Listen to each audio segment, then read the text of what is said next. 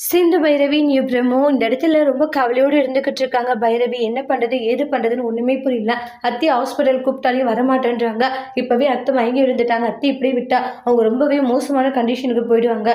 என்ன பண்றதுன்னு ஒண்ணுமே புரியலையன்ட்டு ரொம்பவே கவலையில் இருந்துகிட்டு இருக்காங்க. கடவுளே எப்படியாச்சும் நான் அத்தியை வந்து ஹாஸ்பிட்டல் கூட்டிட்டு போய் ஆகணுன்றாங்க. அவங்க நான் இப்படியே விட்டுன்னு வச்சுக்கோ, அதுக்கப்புறம் கண்டிப்பா நம்ம நினைச்சது எதுவுமே நடக்காது. அத்தியோட உயிரையுமே காப்பாற்ற முடியாது. என்ன பண்றதுன்னு ஒண்ணுமே புரியலையன்ட்டு ரொம்பவே கவலைப்பட்டுக்கிட்டு இருக்காங்க. ஆறுமுகம் ஒரு பக்கம் அவங்களுடைய அம்மாவை பத்தி யோசிச்சு ரொம்ப ஃபீல் பண்ணிக்கிட்டு இருக்காங்க. என்ன பண்றதுன்னு ஒண்ணுமே புரியலையே.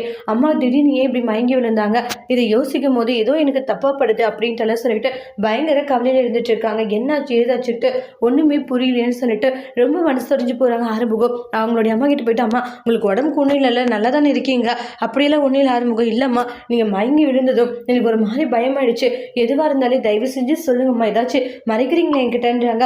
நான் அப்படியெல்லாம் எதுவும் மறைக்கல ஆறுமுகம்ன்றாங்க. நீ நினைக்கிற மாதிரியெல்லாம் ஒன்றும் இல்லை சரியா, நீ ஏன் இவ்வளோ கவலைப்படுறம்மா, உங்களுக்கு ஏதாச்சும் ஒன்றுனா என்னால் தாங்க முடியாதும்மா, அதனால தான், அதெல்லாம் ஒன்றும் இல்லையா, நான் நல்லா தான் இருக்கு சரியா அப்படின்னுவாங்க. ஆனால் இருந்தாலே பைரவியோடைய முகமும் இன்னைக்கு மாறிச்சு. இதெல்லாம் வச்சு பார்த்தா ஏதோ தப்பா இருக்கு அப்படின்ற மாதிரி வந்து ரொம்பவே குழப்பத்தில் இருந்துட்டு இருக்காங்க ஆறுமுகம் உண்மைகளை தெரிஞ்சுப்பாங்களா, தெரிஞ்சுக்கினா அது ஆறுமுகம் எப்படி தாங்கிக்க போறாங்க அப்படின்ட்டு அடுத்த வீடியோவில் வெயிட் பண்ணி பார்க்கலாம். தேங்க்யூ.